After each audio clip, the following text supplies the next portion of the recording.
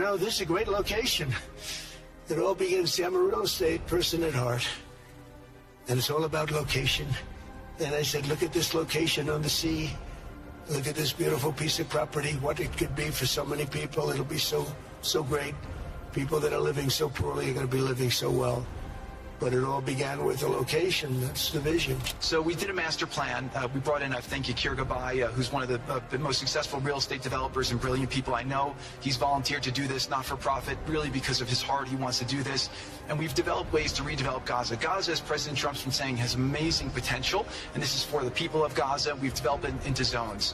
In the beginning, we were toying with the idea of saying, let's build a free zone, and then we have a Hamas zone. And then we said, you know what, let's just plan for catastrophic success. Hamas signed a deal to demilitarize. That is what we are going to enforce.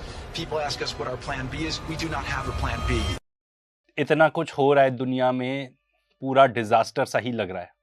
And apologies तो करनी पड़ेगी कि इतने सब disaster को करते करते जो सबसे बड़ा डिजास्टर चल रहा है दुनिया में आज के डेट में गाजा में, उसी को भूल गए. तो एक सीज फायर हो जाता है, सिर्फ नाम का cease fire. Bomb of course जितने गिरते थे उतने नहीं गिर रहे थे उसके बाद. अब बहुत ही बुरी खबर आ रही है गाजा से, वो है गाजा पीस बोर्ड की. सबसे पहले तो बात करते हैं ये नाम के सीज फायर की कि कितने उल्लंघन हुए यहाँ पर. 11 अक्टूबर को सीज फायर होता है, तब से लेकर आज तक 477 पैलेस्टीनियंस को मार चुका है इसराइल, 1301 को घायल कर चुका है. एंड इसी के दौरान 713 बॉडीज रिकवर की जाती हैं रबल से. पिछले 48 घंटों में ही 11 पैलेस्टीनियंस को मारा है इसराइल ने गाजा के अंदर और 7 पैलेस्टीनियंस को जख्मी किया है. जो टोटल डेथ काउंट हो चुका है वो है 71,562 किल्ड एंड 1,71,379 इंजर्ड है.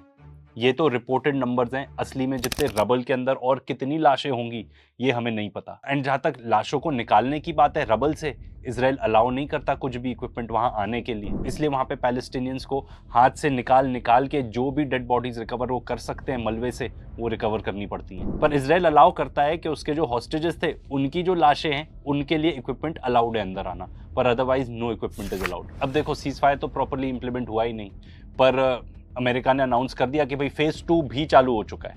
ठीक है, तो जितने भी ये 20 पॉइंट प्लान था ट्रम्प का, हमने आपको वीडियो बना के बताया था कि ये बेसिकली एक सरेंडर प्लान है, ये बिल्कुल भी पीस प्लान है ही नहीं. उसकी रियलिटी क्या है ग्राउंड की वो भी देखते हैं. सबसे पहले तो ये था कि जो अटैक्स है वो हॉल्ट हो जाएंगे, ऐसा तो बिल्कुल भी नहीं हुआ. हमने आपको ऑलरेडी बताया कि कितने सारे लोग सीज फायर के दौरान मारे जा चुके हैं. ये बात हुई थी कि भाई कैप्टिव्स एक्सचेंज होंगे. मैं तो प्रिजनर्स बोलना ही नहीं चाहता पैलेस्टीनियंस को, क्योंकि उनके तो कोई क्राइम्स ही नहीं है, उनको तो ऐसे ही उठा के जेल में बंद कर दिया है.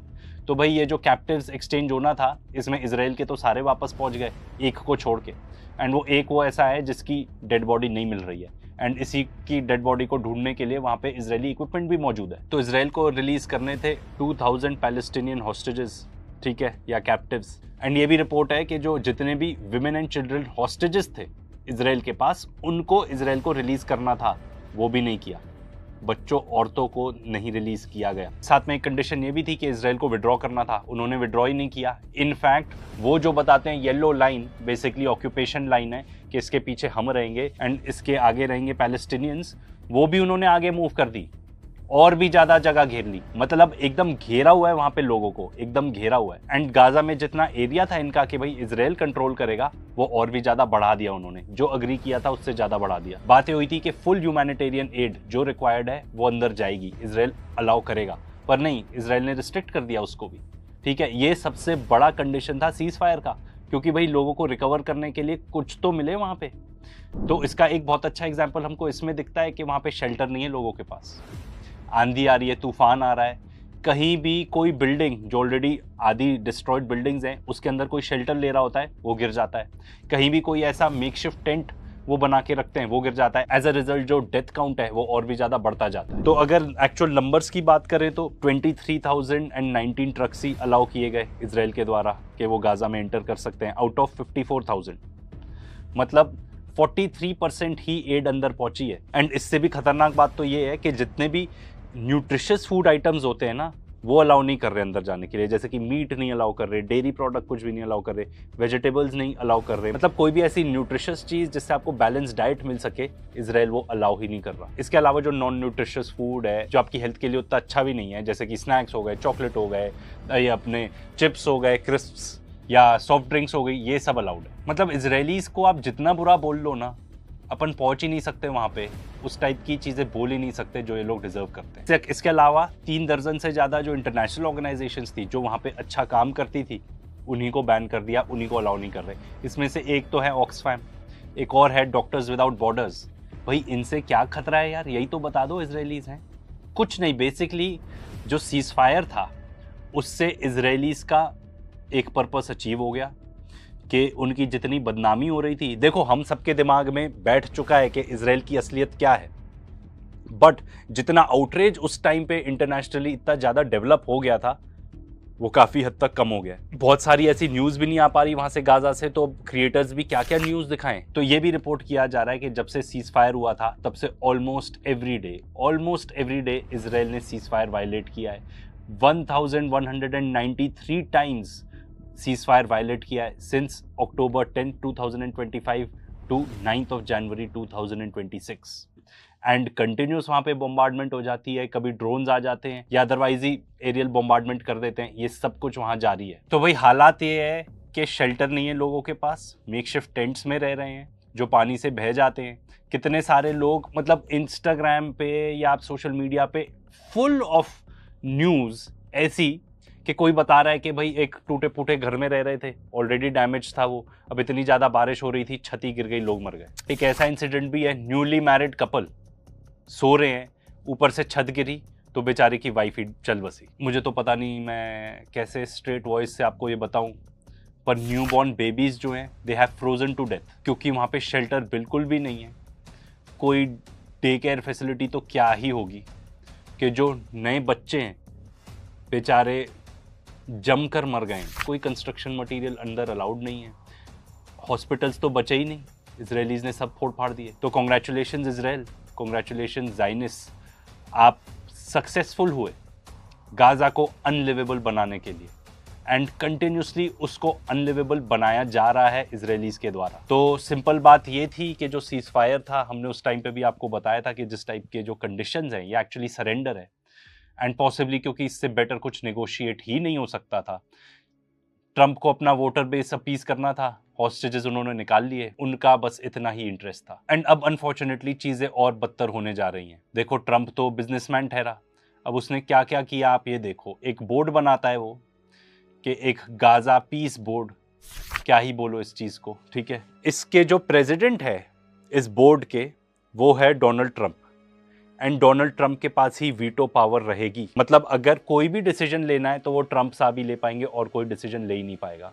एंड अगर आपको एग्जीक्यूटिव बोर्ड के मेंबर्स देखने हैं तो आप और भी हैरान हो जाओगे। इनके secretary of state Marco Rubio है, इनके दोस्त builder US special envoy Steve Witkoff है, ट्रंप के दामाद साहब जैरेड कुशनर है जो कि वहाँ पे पूरा मास्टर प्लान बना के लेके आए हैं कि गाजा में क्या क्या प्लानिंग होगी, पूरा एक रियल एस्टेट प्रोजेक्ट बना दिया उन्होंने वहाँ पे, जिसके बारे में आगे बात करेंगे। इनके अलावा और भी ज़ायनिस्ट है, जैसे कि मार्क रोवन है, ठीक है, फिर अजय बांगा जी हैं, president of the world bank. इस आदमी के नाम से तो घिन आती है मुझे, क्योंकि ये one of the joint masterminds था of the Iraq war, Tony Blair. जब इस टाइप के लोग एग्जीक्यूटिव बोर्ड पे मौजूद हैं तो अब आप देख ही लीजिए कि क्या होने वाला है वहाँ पे। ये सब एक फसाड है, एंड दुनिया के लिए हैरानी वाली बात यह है कि ये फसाड को फसाड भी नहीं बनाना चाहते, ये तो क्लियरली आके बता रहे हैं कि हम वहाँ पे क्या क्या करेंगे। अच्छा, मज़ेदार बात यह है कि अगर आपको बोर्ड में शामिल होना है, एंड ट्रंप ने काफ़ी लोगों को इनवाइट दिया है, इंडिया को भी इनवाइट आया है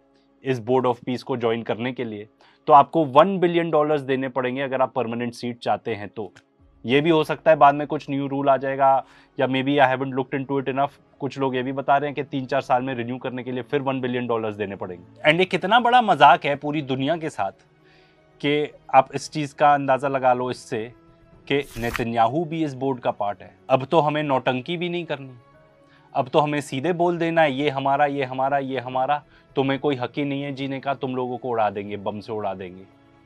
ये चल रहा है दुनिया में। अब कुछ इसमें छोटी रिस्पाइट की बात रहे तो वो ये है कि नेतन्याहू स्विट्ज़रलैंड नहीं जा पाया ये पर्टिकुलर मीटिंग अटेंड करने के लिए। ये जो ग्रैंड पीस का बोर्ड बनाया इन्होंने, उसकी वो नहीं अटेंड करने जा पाया क्योंकि उसको डर था कि कहीं वो अरेस्ट ना हो जाए। तो भाई अगर आप ये देखना चाहते हो कि एग्जैक्टली हुआ क्या, तो एडिटर दिखा दो इनको प्लीज़। इन्होंने यहाँ पे मास्टर प्लान बनाया है कि गाजा स्ट्रिप में क्या क्या होगा। अलोंग द बीच इन्होंने कोस्टल टूरिज्म का एक जोन बना दिया है, ठीक है। ये बिना जाने हुए कि यहाँ पे कितनी फैमिलीज रह रही थी, शेल्टर ले रही थी at one point of time, जब इसराइल ने वहाँ पे जाके बम गिरा दिए, पूरी की फैमिलीज ही तबाह कर दी। ये एक रेजिडेंशियल जोन बनाया हुआ है, ठीक है। आगे जाके नेचुरल गैस भी निकालेंगे, ये सब भी इनका प्लान है। पैलेस्टीनियंस का क्या होगा, कोई प्लान नहीं। वहाँ पे लोगों को कॉन्सेंट्रेशन कैंप में डालेंगे क्या, कोई प्लान नहीं। एथनिक क्लेंजिंग कर देंगे उनकी, उनको एक्चुअली मार देंगे, ठीक है, और उनकी डेड बॉडीज को कुचल के उसके ऊपर ये सब बनाया जाएगा, ये सब तो बता दो। या इन लोगों को यहाँ से निकाला ही जाएगा एंड सीधे सोमालीलैंड भेज दिया जाएगा, क्या प्लान है ये तो बता दो। सबसे बड़ी मिसकैलकुलेशन मेरे हिसाब से तो ये है कि ये अज्यूम कर रहे हैं कि हमास डिसआर्म कर देगा। जैरेड कुशनर ये बोलते हुए पाए गए हैं कि 3 साल में ये सब हो जाएगा एंड हमास को डिसआर्म करना पड़ेगा। एंड ट्रंप तो वही, अगर नहीं करोगे डिसआर्म तो बम बरसा देंगे तुम्हारे ऊपर। अरे भाई वहां पे सब कुछ तो बरसा चुके हो तुम, अब क्या ही बचा है। एंड मुझे ये बताओ, कोई भी देश अपनी आर्मी क्यों भेजेगा वहां पे अगर हमास डिसआर्म नहीं हुआ तो? एंड क्यों करे वो डिसआर्म? सबसे पहले तो क्या उन लोग का कोई भी इनपुट है इसमें कि यहाँ पे क्या बनना चाहिए? क्या पैलेस्टीनियंस का कोई भी इनपुट है कि हमें ये चाहिए, हमें वो नहीं चाहिए? अब ये जो बोर्ड ऑफ पीस है इसमें देख लो कौन से देश भी शामिल हैं। Saudi Arabia, Turkey, Egypt, Jordan, Indonesia, Pakistan, Qatar, UAE, साथ में अजरबैजान भी ज्वाइन करने वाला है, ऐसा बताया जा रहा है। सरप्राइजिंगली जो देश डिक्लाइन कर रहे हैं कि हम नहीं ज्वाइन करेंगे, एंड मुझे लगता है इसका ग्रीनलैंड से लेना देना ज़्यादा है कंपेयर टू गाजा, वो हैं आपके यूरोपियन नेशंस जैसे कि Denmark, Norway, Sweden, UK, Slovenia. इन्होंने बोल दिया है कि हम ज्वाइन नहीं करेंगे। रशिया ने बोला है कि भाई हम रिव्यू करेंगे। व्लादिमीर पुतिन ने तो सबसे अच्छा जवाब दिया, उन्होंने बोला कि भाई हम ज्वाइन करेंगे कि नहीं ये तो हम डिस्कस करके बताएंगे, पर जो $1 बिलियन देने हम देने को तैयार है, जो हमारे फ्रीज किए हुए ना एसेट्स उसमें से दे दो। तो जहां एक तरफ ग्रैंड प्लान्स बन रहे हैं, एकदम रियल एस्टेट प्रोजेक्ट बना दिया इसको जैरेड कुशनर ने, ये सब लोग, ठीक है, लोकेशन कर रहे हैं, वहां पे असली में लोगों की हालत क्या है कोई ये रिपोर्ट भी नहीं कर रहा है आज के डेट में। तो ये thanks to drop side news ये रिपोर्ट आई है। ये बता रहे हैं कि ऑलमोस्ट 1.6 मिलियन पीपल, मतलब गाजा की 77% ऑफ पॉपुलेशन अभी भी फूड इनसिक्योरिटी है, ठीक है, खाना नहीं है उधर। उसमें से लाख तो ऐसे हैं जिनका लेवल बताया जा रहा है कैटास्ट्रॉफिक हंगर। कैटास्ट्रॉफिक हंगर से तो मैं यही समझ सकता हूँ कि कभी भी भूख से मर सकते हैं ये लाख लोग। 70% ऑफ गाजा सिटी में तो पानी ही नहीं अवेलेबल, क्योंकि इजरायलीज ने आके ऐसे बम बरसाए कि पूरा इंफ्रास्ट्रक्चर ही तबाह कर दिया, तो कहाँ से आएगा पानी? यूनाइटेड नेशंस ये एस्टिमेट कर रहा है कि ऑलमोस्ट बाय 10% पॉपुलेशन घट चुकी है गाजा की। 1.3 मिलियन लोग ऐसे हैं जो डिस्प्लेस्ड हैं ऑल अक्रॉस गाजा। साथ में ये भी बताया जा रहा है कि जो लाइफ एक्सपेक्टेंसी 74 होती थी वो अब घटकर 35 हो चुकी है, ओनली 35। कॉन्ग्रेचुलेशंस टू इजराइल कि आप अपने जेनोसाइड में सक्सेसफुल हो रहे हैं, and sadly even more congratulations के इंटरनेशनल आउटरीच अब उतना है ही नहीं। ये रिकॉर्ड करना भी इतना मुश्किल था क्योंकि इतना डिप्रेसिंग है माहौल, ये सब पढ़ना ही इतना मुश्किल है, इमेजिन भी नहीं कर सकते जो लोग रह रहे होंगे कैसे रह रहे हैं। एंड वहीं पे दुनिया को ये बताया जा रहा है कि वॉर तो ख़त्म हो गई है एंड अब बस सब कुछ हंकी डोरी है, सब कुछ बहुत बढ़िया है। अब इससे भी अनफॉर्चुनेट बात तो ये है कि अब जेनोसाइड चलेगा वेस्ट बैंक में। इजराइल ने यूनाइटेड नेशंस की ही जो ऑर्गेनाइजेशन है, जो सिंस जब से मतलब इजराइल ने आके इनकी ज़मीन हथियाई थी तब से UNRWA बना हुआ है, एंड तब से वहाँ पे लोगों को केटर कर रहा है उनकी नीड्स के लिए, खासतौर पे खाना पहुँचाता है ये पैलेस्टीनियंस को, क्योंकि वहाँ पे रिसोर्सेज ही नहीं थे। तो UNRWA को उन्होंने गाजा से तो ऑलरेडी बाहर कर दिया था। अब लेटेस्ट ये है कि ईस्ट जेरूसलम में जाके इजराइल ने बुलडोज कर दिया है,